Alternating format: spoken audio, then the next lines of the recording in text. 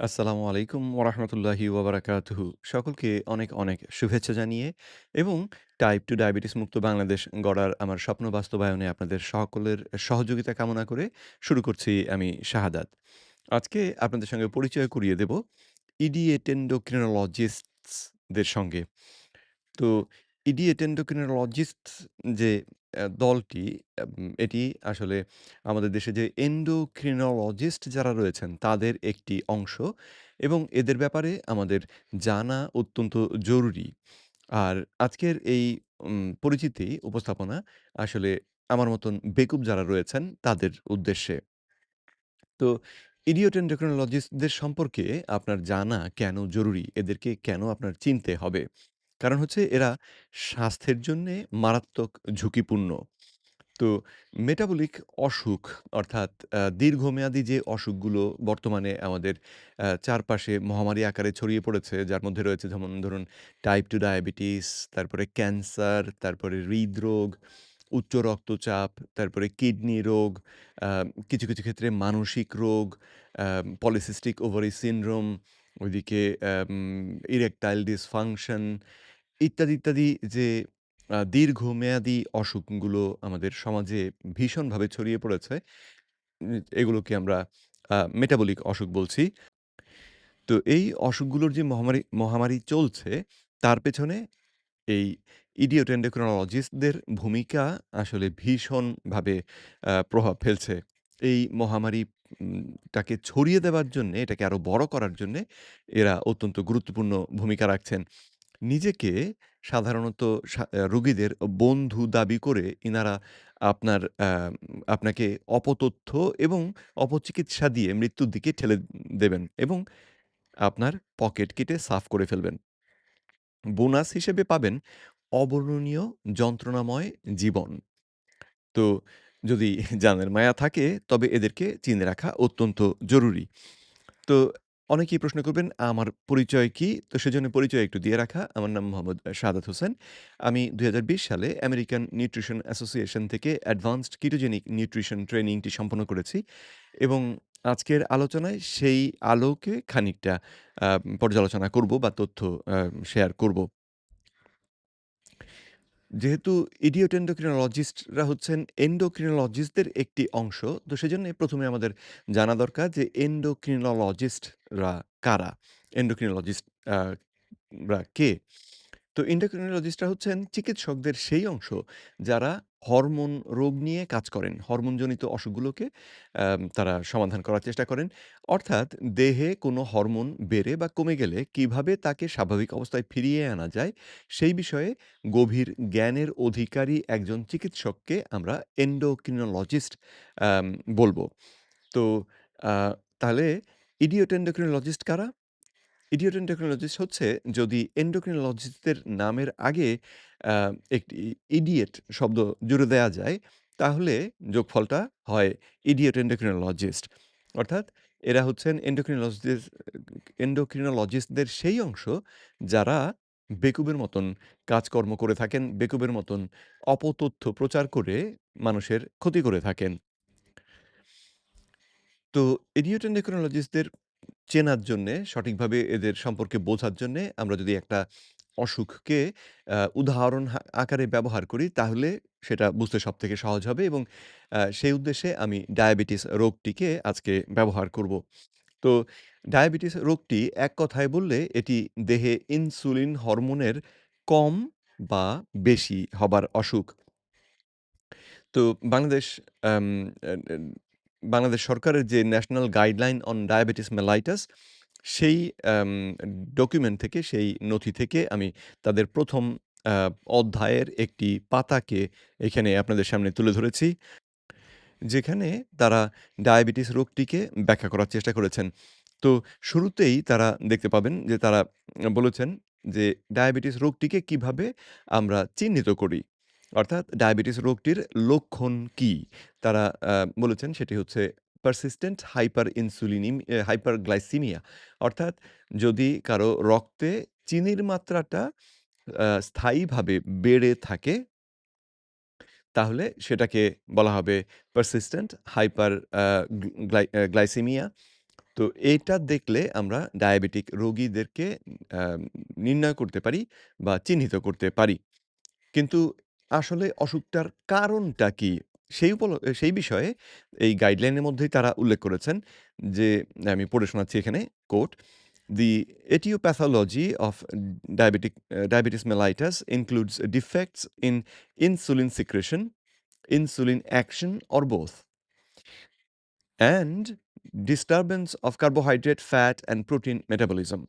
তো কথাটির অর্থ দাঁড়াচ্ছে যে, আ ডায়াবেটিস মেলাইটাস অসুখটির কারণ হিসেবে তারা দাবি করছেন যে এটা ইনসুলিন হরমোন মাফ করবেন, ইনসুলিন হরমোন নিঃসরণের মধ্যে যদি কোনো ঝামেলা হয়, কোনো বিপত্তি ঘটে, কোনো আম গন্ডগোল হয়, ইনসুলিন হরমোন যদি ঠিক মতন নিঃসরণ না হয়, আ অথবা ইনসুলিন নিঃসরণ হলো কিন্তু সেটা কাজ করতে পারল না, অথবা দুটো একত্রে যদি ঘটে এবং তারপরে দেখা যায় যে শর্করা, চর্বি এবং আমিষকে উম দেহের মধ্যে ব্যবহার করার ক্ষেত্রে কিছু ব্যত্যয় দেখা দেয়, কিছু গন্ডগোল দেখা দেয়।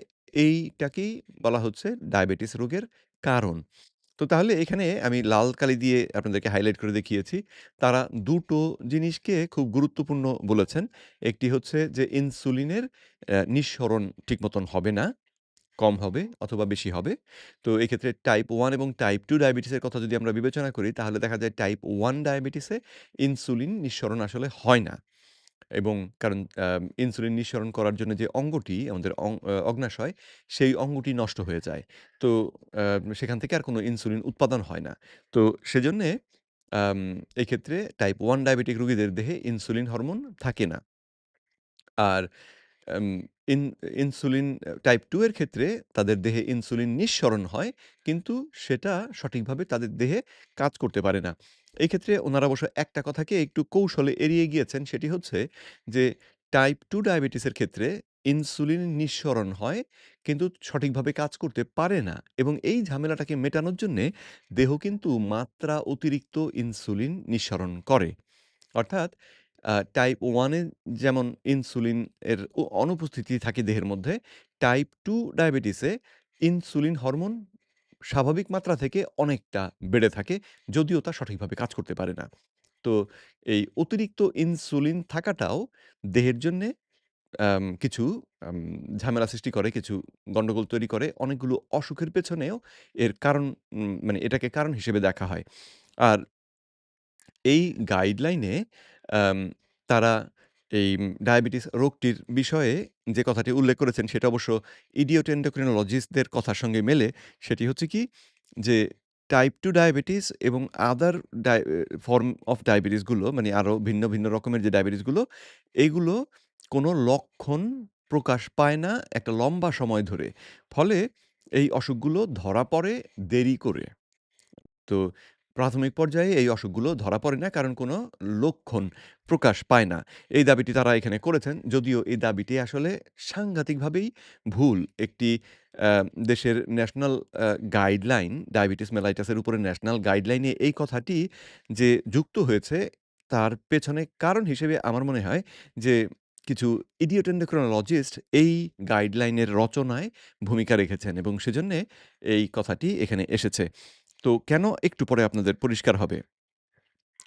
তো ডায়াবেটিস সম্পর্কে তাহলে এ পর্যন্ত আমরা যেটুকু জানলাম সেটি হচ্ছে ডায়াবেটিস রোগের লক্ষণ এবং কারণ হিসেবে যদি দেখি তাহলে আ লক্ষণ হচ্ছে যে রোগীর রক্তে চিনিটা বেড়ে থাকে।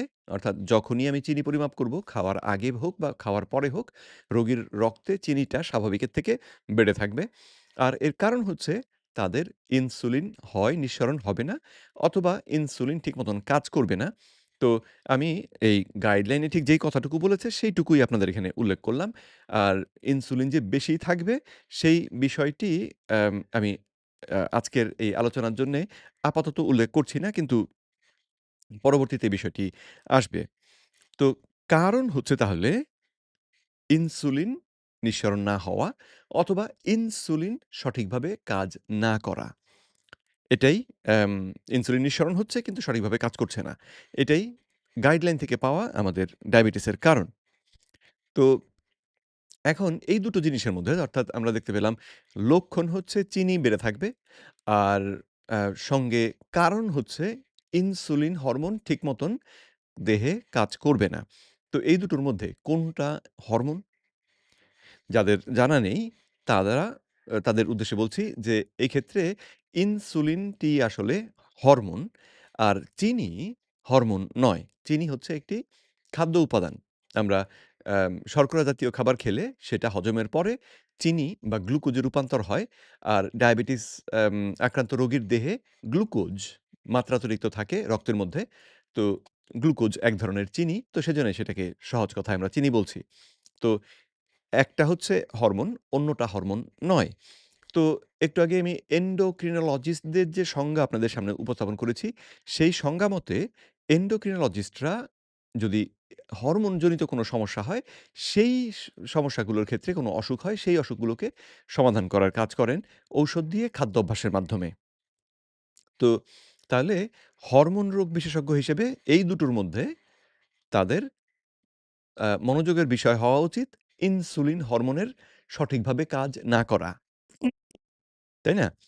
তো আম কিন্তু যদি কোনো endocrinologist এই ইনসুলিনকে ফেলে চিনির দিকে তাকিয়ে থাকে যে ইনসুলিন বেড়ে রয়েছে বা কম রয়েছে বা ঠিক মতন কাজ করছে না।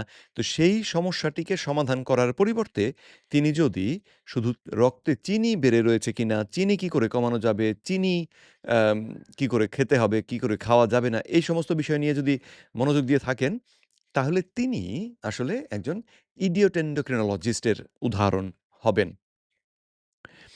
তো আ এখন এই ইনসুলিন হরমোনটি নিয়ে চলুন আমরা আরেকটু বিস্তারিত বুঝি। ইনসুলিন হরমোনটি বেড়ে থাকলে সমস্যা কি হতে পারে আমাদের? তো টাইপ 1 এর ক্ষেত্রে ইনসুলিন উৎপাদন হয় না এবং উৎপাদন না হলে আমরা যদি শর্করা জাতীয় খাবার খাই, সেটা রক্তের মধ্যে চিনিটাকে বাড়িয়ে ফেলে এবং সেই চিনিকে সরানোর জন্যে, রক্ত থেকে সরিয়ে নেবার জন্যে ইনসুলিন হরমোন দেহের মধ্যে থাকে না। তো ফলে সেটা হচ্ছে টাইপ 1 ডায়াবেটিস। কিন্তু টাইপ 2 ডায়াবেটিসে হচ্ছে উল্টো। ইনসুলিন নিঃসরণ হয় অথচ ঠিক মতন কাজ করতে পারে না এবং এইবারে অবশ্য পরবর্তী কথাটাও গুরুত্বপূর্ণ হবে যে আ যেহেতু ইনসুলিন নিঃসরণ হয় এবং কাজ করতে পারে না, এই অবস্থায় দেহ আরো বেশি ইনসুলিন হরমোন উৎপাদনের চেষ্টা করে। তো এই আ ধারা যদি চলতে থাকে কিছুদিন, কয়েক মাস, কয়েক বছর, তাহলে দেখা যায় ক্রমান্বয়ে দেহের মধ্যে ইনসুলিন উৎপাদনের মাত্রা বাড়ছে। অথচ এই বাড়তি ইনসুলিনের মাত্রায় আমাদের দেহ কাজ করা বন্ধ করে দিচ্ছে।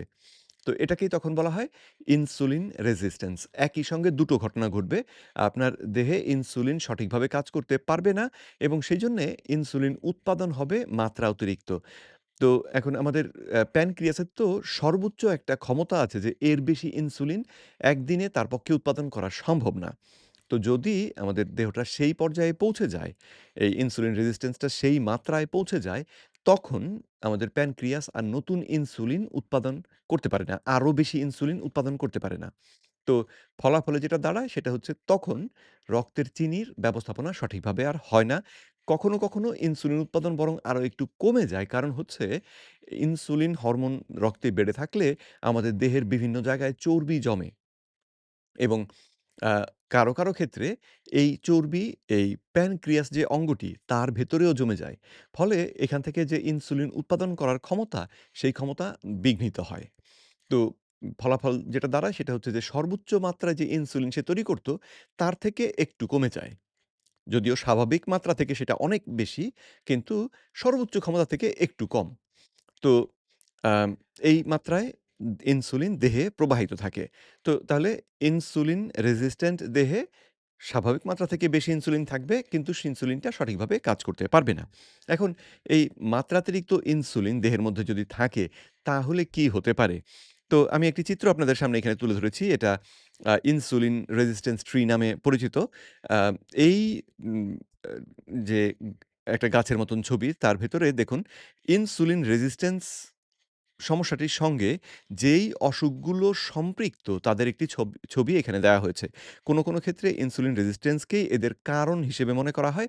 আবার অন্য ক্ষেত্রে ধরা হয় যে ইনসুলিন রেজিস্ট্যান্স মানে এই অসুখগুলো যাদের থাকে তাদের ইনসুলিন রেজিস্ট্যান্স ও থাকে। তো আমি নামগুলো পড়ে শোনাচ্ছি কারণ ছোট, ছোট লেখা অনেকে হয়তো পড়তে পারবেন না। এখানে তারা লিখেছেন যে কিছু, কিছু ক্যান্সার এই ইনসুলিন রেজিস্ট্যান্স এর সঙ্গে সম্পৃক্ত। কারণগতভাবে অথবা আম একই সঙ্গে ঘটছে এইরকম সম্পর্কে। তারপরে স্ট্রোক, মস্তিষ্কে যে স্ট্রোক হয় সেটা এর সঙ্গে সম্পৃক্ত। সার্কোপেনিয়া অর্থাৎ পেশি ক্ষয় হয়ে যাওয়া এর সঙ্গে সম্পৃক্ত।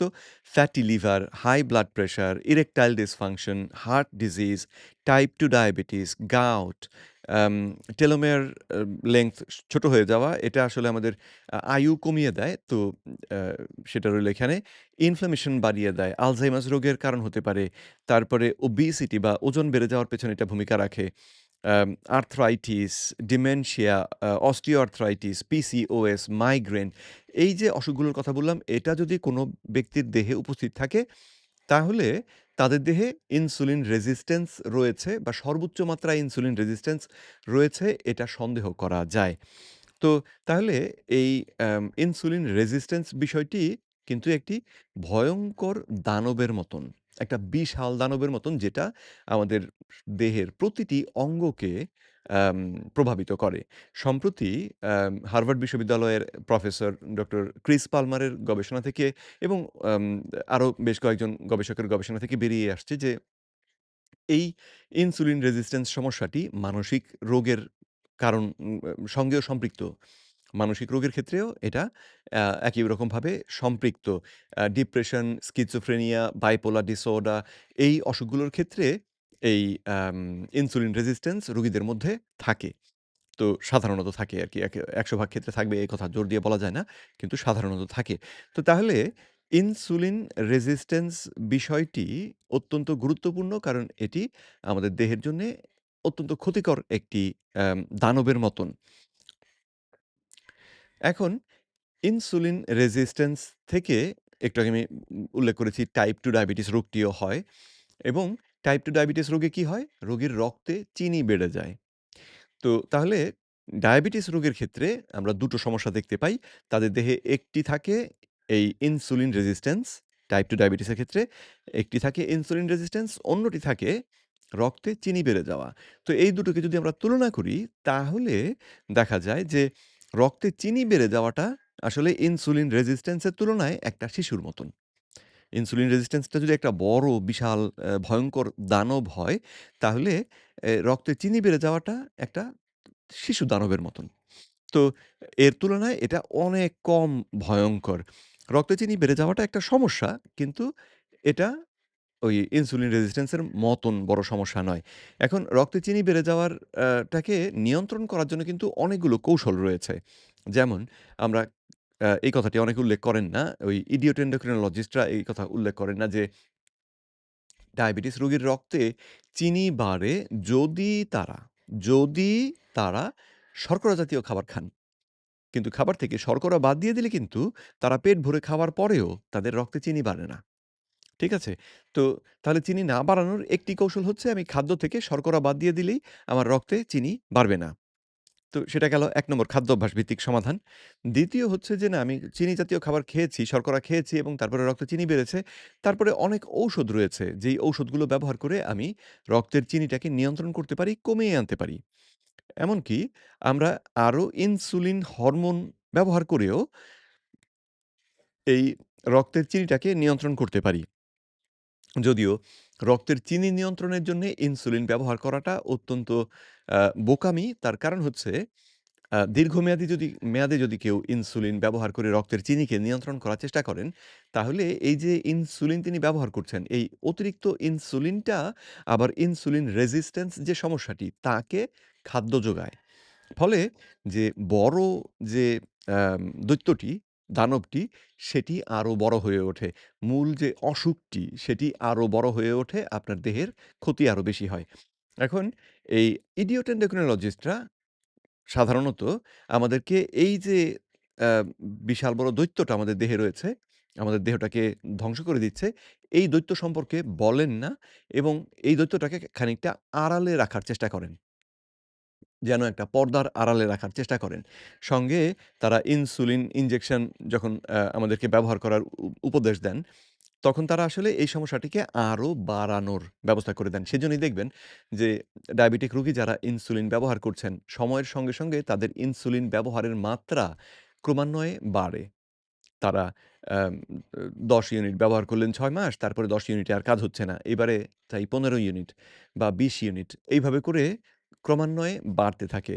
কোনো ডায়াবেটিক রোগী যারা হয়তো ১৫-২০ বছর বা ৩০ বছর ধরে ইনসুলিন ব্যবহার করছেন, তাদের ক্ষেত্রে ইনসুলিন ব্যবহারের মাত্রাটা ভীষণভাবে বেশি। ১০০ ইউনিট, কারো ক্ষেত্রে ২০০ ইউনিট পর্যন্ত আম হতে পারে বা আরো বেশিও হতে পারে হয়তো ব্যক্তিভেদে। তো তাহলে আম ইনসুলিন ব্যবহার করে রক্তের চিনি যেটা ছোট সমস্যা সেটাকে সমাধান করতে চেষ্টা করাটা আসলে বড় সমস্যা যেটা ইনসুলিন রেজিস্ট্যান্স সেটাকে আরো বড় করে তোলে। ঠিক আছে? তো আ ইডিওকেন এ এ ইডিওট এন্ডোক্রিনোলজিস্টরা যেটা করেন সেটা হচ্ছে তারা এই যে পর্দার আড়ালে যে আ দৈত্য সেটাকে পর্দার আড়ালেই রাখেন এবং আরো বড় হতে সাহায্য করেন।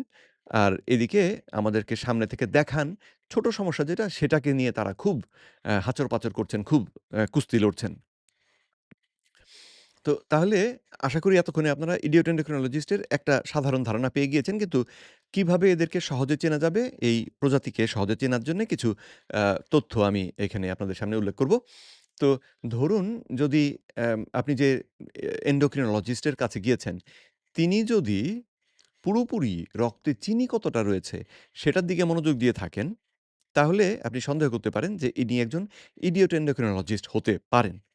ধরুন আ শুধু রক্ত পরীক্ষা করেই যদি তিনি ডায়াবেটিস নির্ণয় করেন অথবা রক্তের চিনিটাকে নিয়ন্ত্রণ করার জন্য তিনি যদি ঔষধ ব্যবহার করার পরামর্শ দেন অথবা সঙ্গে ইনসুলিন ব্যবহার করার পরামর্শ দেন। চিনি মানে খাবারের প্রায় ৫০% ৪৫-৫৫% সাধারণত বলে থাকেন তারা, শর্করা জাতীয় খাবার রাখতেই হবে। যেটা অন্য কথায় চিনি যদি এরকম কথা বলেন আম তাহলে এবং সঙ্গে আরো কতগুলো প্র এ তাদের বৈশিষ্ট্য রয়েছে। যেমন তারা দিনে আপনাকে ৬-৭ বেলা অল্প, অল্প করে খেতে বলবেন। তারপরে ডায়াবেটিস অসুখটি একবার হলে আর কোনদিন সারে না এবং ক্রমান্বয়ে খারাপই হয়। এইরকম একটি দাবি তারা অনেকে করেন। তারপরে ইনসুলিন ইনজেকশন বা ইনসুলিন ব্যবহারটা, ইনসুলিন থেরাপি তারা বলেন ডায়াবেটিস রোগের সবথেকে উত্তম চিকিৎসা। তারপরে আম তাদেরকে যদি জিজ্ঞেস করা হয় যে রক্তে রোগীর ইনসুলিন রয়েছে কিনা সেটা পরীক্ষা করে দেখতে দোষ কি? তারা বলেন না এটা করার কোনো প্রয়োজন নেই আসলে। যদি এই কথাগুলো আ আপনার আম এন্ডোক্রিনোলজিস্ট বলেন তাহলে আপনি খুব সম্ভবত একজন ইডিওট এন্ডোক্রিনোলজিস্ট এর সামনে বসে আছেন। শুধু এটা নয় আরো কিছু আ বৈশিষ্ট্য আছে আমি আপনাদেরকে দেখাবো। এই ইডিওট এন্ডোক্রিনোলজিস্টগণ দাবি করেন যে ডায়াবেটিস রোগটির কোনো লক্ষণ ধরা পড়ে না। টাইপ 2 ডায়াবেটিসে বিশেষ করে কোনো লক্ষণ আগে থেকে ধরা পড়ে না। ফলে যখন শেষ পর্যন্ত রোগটি ধরা পড়ে তখন অনেক দেরি হয়ে যায়। এটা ইডিওট এন্ডোক্রিনোলজিস্টদের সাধারণ দাবি হয়। তো কেন বলছি সে কথা? কারণ হচ্ছে যারা এন্ডোক্রিনোলজিস্ট তারা ডায়াবেটিস রোগের কতগুলো আম লক্ষণ দেহের মধ্যে প্রকাশ পায় সেই লক্ষণগুলো সম্পর্কে জানেন এবং সেগুলো সম্পর্কে রোগীদেরকে সচেতন করেন। কেমন? ডায়াবেটিস রোগের লক্ষণগুলো তাহলে কি, কি হতে পারে? যেমন দেখুন, ঘাড়ে যদি এরকম কালচে হয়ে যায়, ত্বক কুঁচকে গিয়ে খানিকটা মখমলের মতন আম আ একটু স কি যেন দেখতে হয়। অথবা অনেকে বলেন যে কুমিরের চামড়ার মতন কোঁচকানো হয়ে যায় জায়গাটা। তাহলে এবং শুধু এখানে ঘাড়ের পিছনেই নয়, ঘাড়ের পেছনে, বগলে, তারপরে হাঁটুর পেছন দিকটাতে, তারপরে কুঁচকিতে, মহিলাদের ক্ষেত্রে স্তনের তলায় এই জায়গাগুলোতে কালো হয়ে যায়। কারো, কারো হাতের এই যে কড়াগুলো, এগুলো কালচে রং ধারণ করে। অর্থাৎ আপনি যদি সোজা করে হাত ধরেন তাহলে দেখবেন এইখানে কালচে, এরপরে এইখানে আ একটু ফর্সা মতন, তারপরে আবার কালচে একটা দাগ, আবার ফর্সা মতন এইরকম একটা ভাব দেখা যায়। যেটা নির্দেশ করে যে এই রোগীর দেহে ইনসুলিন হরমোনের মাত্রা স্বাভাবিক থেকে অনেক বেশি। অর্থাৎ তার দেহে একটু আগে আমরা যে ডায়াবেটিস রোগটির ইটিওপ্যাথোলজি শিখেছি, সেখানে অ্যা বলা হয়েছিল যে ইনসুলিন ঠিক মতন কাজ করতে না পারার কারণে অসুখটি হয়। তো এই লক্ষণটি হচ্ছে ইনসুলিন ঠিক মতন কাজ করতে না পারার লক্ষণ এবং আম সঙ্গে, সঙ্গে অবশ্যই যেটা বলেছিলাম যে ইনসুলিন থাকবে বেশি। তো যার দেহে ইনসুলিন অতিমাত্রায় রয়েছে, সেক্ষেত্রে তার দেহে ইনসুলিন ঠিক মতন কাজ করে না বিধায় এই অতিমাত্রায় ইনসুলিনটা রয়েছে এবং অতিমাত্রায় ইনসুলিন থাকলে এরকম ঘাড় কালো হয়ে গিয়ে অ্যাম ইনসুলিন রেজিস্ট্যান্স এর একটি চিহ্ন আমরা দেখতে পাই। এই অসুখটিকে বলা হয় অ্যাকান্থোসিস নাইগ্রাকন। তো বা অনেকে বলেন নিগ্রোকন। তো অ্যাকান্থোসিস নাইগ্রোকন যদি আমরা কারো দেহে দেখতে পাই, তার দেহে ইনসুলিন রয়েছে মাত্রা অতিরিক্ত। তো এবং অর্থাৎ তিনি ডায়াবেটিস রোগে আসলে ভুগছেন। টাইপ 2 ডায়াবেটিস রোগে ভুগছেন। তো আম রক্তের চিনি তখনো বেড়েছে কি বাড়েনি সেটা প্রশ্ন বা পরীক্ষা সাপেক্ষ। কিন্তু তার দেহে যে ইনসুলিন বেড়ে রয়েছে এ ব্যাপারে কোনো সন্দেহ তখন নেই। যদি কারো গলায়, চোখের আশেপাশে, মুখের বিভিন্ন জায়গায়, বগলে, কুঁচকিতে যদি এরকম ছোট, ছোট আঁচিল দেখতে পাওয়া যায়, ছোট, ছোট আঁচিল যারা কিনা খানিকটা ওই পানির ফোঁটা যেমন ঝুলে থাকে, অ্যাম কল থেকে পানির ফোঁটাটা যেমন আস্তে করে পড়ার সময় ঝুলে থেকে একটা নিচের দিকটা বড় থাকে। এই রকমের একটি আকৃতি নিয়ে এই আঁচিলগুলো হয়ে থাকে। আ অনেকে বলেন যে মাশরুমের মতন দেখতে ছোট, ছোট আঁচিল। তো এগুলো যদি কারো গলায় থাকে তার এই ইনসুলিন হরমোন তার দেহে মাত্রাতিরিক্ত রয়েছে। অর্থাৎ তার দেহে টাইপ 2 ডায়াবেটিস রয়েছে। যদি কারো ওজন বেশি বেড়ে যায়, ভুঁড়ি বড় হয়ে যায় তাহলে তো নিশ্চিন্তেই আমরা জানি যে কারণ ইনসুলিন হরমোনের কাজ হচ্ছে একটি কাজ হচ্ছে চর্বি জমা করা। সুতরাং ইনসুলিন বেড়ে গেলে তাদের দেহে চর্বি তারা এরকম মোটা হয়ে যান। পুরুষদের যদি কারো ইরেকটাইল ডিসফাংশন হয়ে থাকে, তাহলে তাদের দেহে অতিরিক্ত ইনসুলিন রয়েছে। বয়ঃসন্ধির পর যদি কারো মানে বয়স হয়ে গিয়েছে অথচ মুখে তারপরেও ব্রণ, এটা নির্দেশ করবে তাদের ইনসুলিন রেজিস্ট্যান্স রয়েছে বা ইনসুলিনের অতিরিক্ত মাত্রায় রয়েছে। অন্য কথায় ডায়াবেটিস রয়েছে।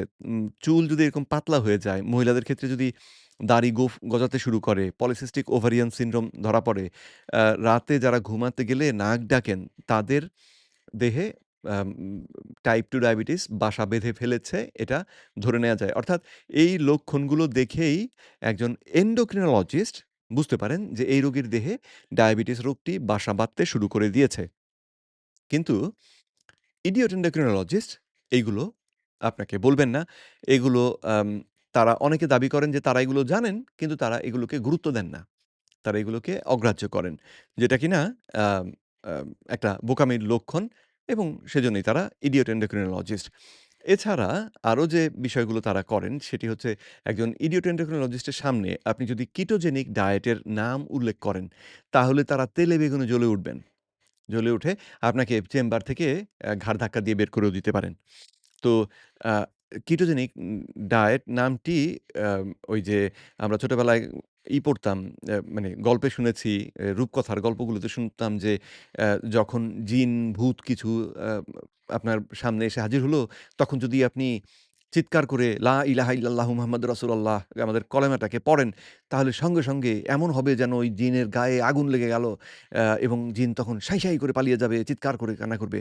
তো এই ইডিওট এন্ডোক্রিনোলজিস্ট গণের সামনে যদি আপনি কিটোজেনিক ডায়েট শব্দটি উচ্চারণ করেন, তাহলে তাদের গায়েও যেরকম এরকম আগুন জ্বলে ওঠে। তো তারা একেবারে তেলে বেগুনে জ্বলে উঠবেন, সাংঘাতিক রেগে যাবেন এবং অ্যা আপনার সঙ্গে দুর্ব্যবহারও করতে পারেন। তো সাথে তারা যখন কিটোজেনিক ডায়েট সম্পর্কে কাউকে তথ্য দিয়ে সহায়তা করার চেষ্টা করেন, তারা ডাহা মিথ্যে কিছু কথা বলবেন। আমি একজন ইডিওট এন্ডোক্রিনোলজিস্ট এর মুখে শুনেছি, তিনি দাবি করেছেন যে কিটোজেনিক ডায়েট ব্যবহার করে ২য় বিশ্বযুদ্ধের সময় জার্মান আ যে নাৎসি বাহিনী তারা তাদের আম বন্দীদের ওই ইহুদি বন্দী যারা ছিল কনসেনট্রেশন ক্যাম্পে, তাদেরকে কিটোজেনিক ডায়েট খাইয়ে তিলে, তিলে হত্যা করেছে। এবং যন্ত্রণাময় মৃত্যুর জন্যে কিটোজেনিক ডায়েট ব্যবহার করা হয়েছে। যেটা একেবারে এত বড় ফালতু কথা যে একজন আ আম মানে প্রফেসর পর্যায়ের আ এন্ডোক্রিনোলজিস্ট দাবিদার ব্যক্তি এই কথা কি করে বললেন আমি বিশ্বাস করতে পারিনি আরকি। আর কিছুতে আমার বুঝে উঠতে পারিনি। তো এরকম কথা তারা বলেন। সঙ্গে আরো ইডিওট এন্ডোক্রিনোলজিস্টদের মুখে শুনেছি তারা বলেন যে, "কিটোজেনিক ডায়েট সম্পর্কে বিজ্ঞানীরা মোটেও আগ্রহী নন। এটা এত ক্ষতিকর যে বিজ্ঞানীরা এই বিষয়ে গবেষণা করতে আগ্রহী নন।" অথচ আপনি যদি এই বিষয়ে একটু খোঁজ করেন তাহলে দেখবেন প্রতি বছরই কিটোজেনিক ডায়েট ব্যবহারের উপরে গবেষণা বাড়ছে। অর্থাৎ গত বছর যে কটা গবেষণা হয়েছিল, এই বছর তার তুলনায় বেশি গবেষণা হচ্ছে। তো যেটা নির্দেশ করে যে বিজ্ঞানীরা এই বিষয়টি সম্পর্কে আগ্রহী এবং তার কারণ হচ্ছে যে কিটোজেনিক ডায়েট ব্যবহার করে আম অনেকগুলো এই মেটাবলিক অসুখ মানে টাইপ 2 ডায়াবেটিসের ক্ষেত্রে ওজন কমার ক্ষেত্রে তো এর কথা আমরা জানি। এপিলেপসি রোগের ক্ষেত্রে কেটোজেনিক ডায়েটের কথা তো সকলেই স্বীকার করেন কারণ এটা ১০০ বছরেরও বেশি পুরনো চিকিৎসা। কিন্তু বর্তমানে মানসিক রোগ, ক্যান্সার রোগ, তারপরে হৃদরোগ, আপনার কিডনি রোগ, আম মস্তিষ্কের যে অসুখগুলো ডিমেনশিয়া, আলঝাইমার্স, তারপরে স্নায়ুর যে অসুখগুলো আম কি যেন? উম এমএস, তারপরে এএলএস এই অসুখগুলোর ক্ষেত্রে কিটোজেনিক ডায়েট অত্যন্ত উপকারী বলে বৈজ্ঞানিক গবেষণায় দেখা গিয়েছে এবং সেজন্যই বিজ্ঞানীরা এই ডায়েট নিয়ে ভীষণভাবে এখন আগ্রহী। বিভিন্ন গবেষণা করছেন। কিন্তু একজন ইডিয়েট এন্ডোক্রিনোলজিস্ট কিন্তু এগুলো জানেন না। বরং তিনি জানেন উল্টো। আমি একজন ইডিয়েট এন্ডোক্রিনোলজিস্ট এর মুখে এরকম বলতে শুনেছি যে, অ্যা কিটো ডায়েটটা আমেরিকার কিছু ট্যাক্সি ড্রাইভার-টাইভার লোক এরা করে। বিজ্ঞানীরা বিশেষ আগ্রহী না। আর শিক্ষিত লোকেরাও এটা করে না। অথচ বাস্তবতা পুরো উল্টো। তো অ্যা যদি এই লক্ষণগুলো আপনি আপনার এন্ডোক্রিনোলজিস্টের মধ্যে দেখতে পান, তাহলে আপনাকে অভিনন্দন। আপনি একজন ইডিয়েট এন্ডোক্রিনোলজিস্টের সামনে বসে রয়েছেন।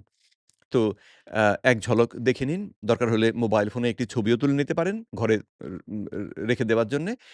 কিন্তু যদি আপনার জানের মায়া থাকে, তাহলে এই ইডিয়েট এন্ডোক্রিনোলজিস্টের সামনে থেকে উঠে উল্টো দিকে ঘুরুন এবং ঝেড়ে একটা দৌড় দিন। এর সামনে আর বসবেন না। কারণ নয়তো অপতথ্য দিয়ে সে আপনাকে মরণ কামড় দিতে পারে। আপনি যদি তার কথা বিশ্বাস করেন, তাহলে সে আপনাকে মরণ কামড় দিতে পারে। তো এই ইডিয়েট এন্ডোক্রিনোলজিস্ট এর সমস্যাটা শুধু বাংলাদেশে যে আছে তা না। সারা পৃথিবী জুড়েই এই এন্ডোক্রিন সোসাইটি গুলো যে রয়েছে, এই সোসাইটির মধ্যে বেশ কিছু ইডিয়েট এন্ডোক্রিনোলজিস্টও সবসময়ই থাকেন। তো এটা সেজন্য একটা গ্লোবাল প্রবলেম মানে সারা বিশ্বের সমস্যা। তো ইডিওট এন্ডোক্রিনোলজিস সমস্যাটি সারা বিশ্ব জুড়ে ছড়িয়ে আছে। এদের চিনির প্রতি একটা প্রগাঢ় ভালোবাসা রয়েছে। এরা সবসময় চিনি নিয়ে কথা বলতে চান। চিনি বাড়ানো, চিনি কমানো, চিনি খাওয়া, চিনি না খাওয়া, চিনি খেলে এই হবে, চিনি না খেলে এই হবে। কিন্তু তারা কখনো ইনসুলিন নিয়ে কথা বলবেন না। ইনসুলিন পরীক্ষা করার কথাও এরা আ বলবেন না। পরীক্ষা করাটার গুরুত্ব তারা বুঝবেন না। এদের মস্তিষ্ক এমনভাবে চিনিতে জর্জরিত যে মস্তিষ্ক ঠিক মতন কাজ করে না। ফলে তাদের মনেই থাকে না যে তারা আসলে চিনির ডাক্তার না। তারা আসলে ইনসুলিনের ডাক্তার বা তারা আসলে হরমোনের চিকিৎসক, হরমোন বিশেষজ্ঞ।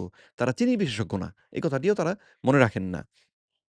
তো এই বিষয়ে এখন আমি আপনাদেরকে আমেরিকার একজন নামকরা ডাক্তার, ডাক্তার কেন বেরি এবং ইউকের আ যে আ মেট্রোপলিটন তো না?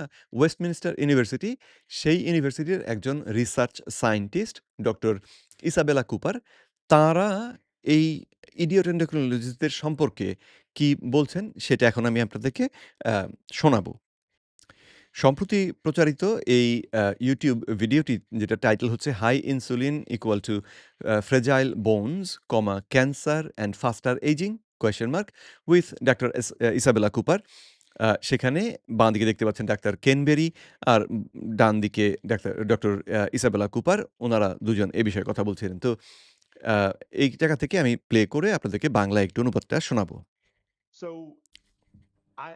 I just occurred to me. I just wrote it down. I think that you and I and Dr. Unwin and some other prominent physicians in the UK and in the US, I really think that we need to write an open letter to the endocrinology societies. That's obviously well referenced with about 100 citations at the end of the letter, and basically say, "What the hell's wrong with you guys? Why Yes. are you still ignoring hyperinsulinemia?"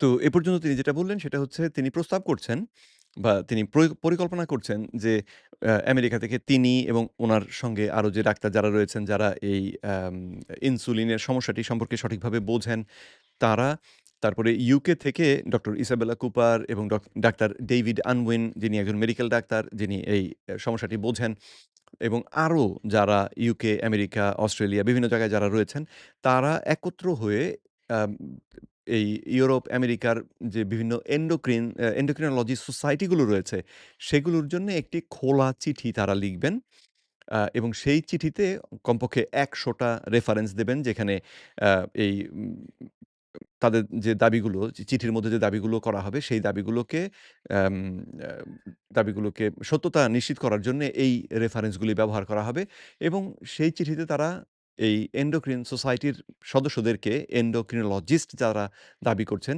এক্ষেত্রে ইডিওট endocrinologist যারা, তাদেরকে তারা প্রশ্ন করবেন যে, "তোমাদের সমস্যাটা কি? তোমরা এই অতিমাত্রায় ইনসুলিনকে অগ্রাহ্য করছো কেন?" এই প্রশ্নটি তিনি করবেন এই খোলা চিঠির মাধ্যমে। তো এরপরে তিনি বলছেন, Well, what if you could just reach out through the screen and grab every endocrinologist in the UK and the US and other parts of the world and bang their craniums together just a little bit, what message would you give them? তিনি জিজ্ঞেস করলেন doctor Isabella কুপারকে যে, doctor Isabella কুপারের যদি এরকম একটা আম বিশেষ ক্ষমতা যদি হঠাৎ করে তাকে দিয়ে দেওয়া হয় কোনোভাবে, যেখানে তিনি পৃথিবীর যে এন্ডোক্রিনোলজিস্ট যারা রয়েছেন, এই ক্ষেত্রে ইডিওট এন্ডোক্রিনোলজিস্টদের কথাই আসলে বলা হচ্ছে যে, তাদেরকে যদি তিনি এই কম্পিউটার স্ক্রিনের মাধ্যমে হাত ঢুকিয়ে ধরে ফেলতে পারেন এবং তাদের ধরে মাথাটাকে একটু ঠুকে দিয়ে তারপরে আ কোনো তথ্য যদি তাদের মাথার মধ্যে ঢুকিয়ে দেওয়া নিশ্চিত করার ক্ষমতা তাকে দেয়া হয়, তাহলে তিনি এই endocrinologist-দেরকে কি বলবেন? তো চলুন দেখি ডক্টর ইসাবেলা কুপার এ বিষয়ে কি বলেন? Right My now. my credentials are one of my credentials is with the Endocrine Society, and Yes. so I get the weekly reports and the monthly journal, and they are totally glucose centric in their focus. And doctor Isabella Cooper বললেন যে তিনি নিজেও আসলে endocrine সোসাইটির সঙ্গে সম্পৃক্ত। উনার সেই কোয়ালিফিকেশন রয়েছে এবং সেজন্যে এন্ডোক্রিন সোসাইটি থেকে তাকে প্রতি সপ্তাহে ইমেইলের মাধ্যমে তথ্য দেয়া হয় এবং মাস শেষে তাদের যে জার্নাল, সেই জার্নালের কপি তার কাছে ইমেইলের মাধ্যমে পাঠানো হয়। আর সেখানে তিনি দেখতে পান যে এন্ডোক্রিন সোসাইটির সদস্যরা স পুরোপুরি এই চিনি, গ্লুকোজ এর দিকে তাকিয়ে থাকেন। মানবদেহে গ্লুকোজ বাড়া কমা নিয়েই এদের মাথা ব্যথা। অন্যদিকে এদের দৃষ্টি নেই। যেটা একটু আগে যে আমি কথা বলেছিলাম সেই কথা অনুযায়ী ইডিওট এন্ডোক্রিনোলজিস্টের একটা লক্ষণ। so, Still in 2026. oh, absolutely. And in actual fact, their focus is insulin resistance just means not enough insulin. এবং তিনি আরো বললেন যে এই ইডিওট এন্ডোক্রিনোলজিস্টদের কাছে ইনসুলিন রেজিস্ট্যান্স কথাটার অর্থ হলো যে আপনার দেহে যথেষ্ট পরিমাণ ইনসুলিন নেই। তিনি যেটা বোঝাবার চেষ্টা করছেন সেটা হচ্ছে যে ইনসুলিন রেজিস্ট্যান্স এ বাস্তবে আসলে স্বাভাবিক মাত্রার তুলনায় অনেক বেশি ইনসুলিন রোগীর দেহে থাকে। কিন্তু ইডিওট এন্ডোক্রিনোলজিস্টরা দাবি করেন যে রোগীর দেহে যথেষ্ট ইনসুলিন নেই এবং সেজন্যই তাদের টাইপ 2 ডায়াবেটিসটি হয়। এটা হচ্ছে ইডিওট এন্ডোক্রিনোলজিস্টদের দাবি। সে কথাটি তিনি নিশ্চিত করলেন। That's what it really means. Right. Okay. Right. It's a big problem, and when you want to, every year you have to maintain your professional credits to maintain your certification. And so they have courses.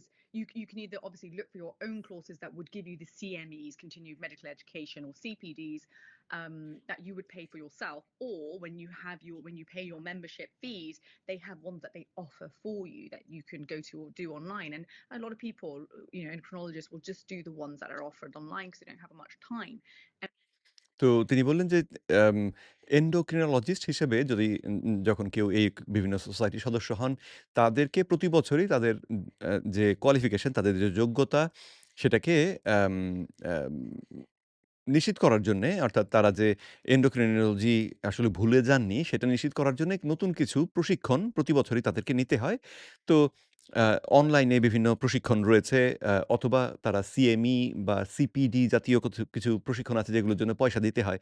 তো অনেকেই আম পয়সা দিয়ে প্রশিক্ষণ করার পরিবর্তে অনলাইনে যেগুলো বিভিন্ন এন্ডোক্রিন সোসাইটির অংশ হিসেবে দেয়া হয় বিনামূল্যে বা সামান্য ফি এর বিনিময়ে, সেগুলোই সাধারণত করে থাকেন। And when you look at the ones that are lectures offered online, you have to look at who sponsored them. আর যারা এই কোর্সগুলো তাদেরকে করান বা এই কোর্সগুলোর যে সৌজন্য যারা প্রদান করেন, অর্থাৎ যারা এই কোর্সগুলোকে পরিচালনার জন্য যে আর্থিক সহায়তা দেন, যদি আমরা তাদের দিকে তাকাই, তাহলে আমরা দেখতে পাই And what's happening That's is because that conspiracy theory I see. Doctor কেনবেরি সঙ্গে, সঙ্গে হেসে বললেন যে, "আমি একটা কনস্পিরেসি থিওরির গন্ধ পাচ্ছি" এবং ডক্টর ইসাবেলা কুপার তাতে খুব হেসে ফেললেন। So you have, you know, a medical doctor of sorts, or even a scientist making a presentation on the latest drug that will deal with hyperglycemia, or the latest drug that will deal with, you know, acid reflux symptoms, and they'll be comparing it to the earlier generation drug.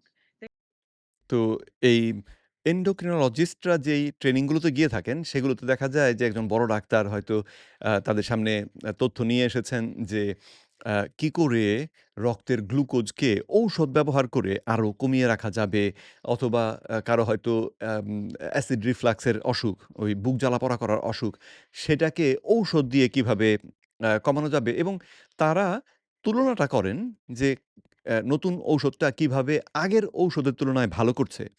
অর্থাৎ তুলনাটা হয় পুরনো ঔষধের সঙ্গে নতুন ঔষধের। তারা যেন ঔষধের বাইরে কিছু দেখতেই পান না।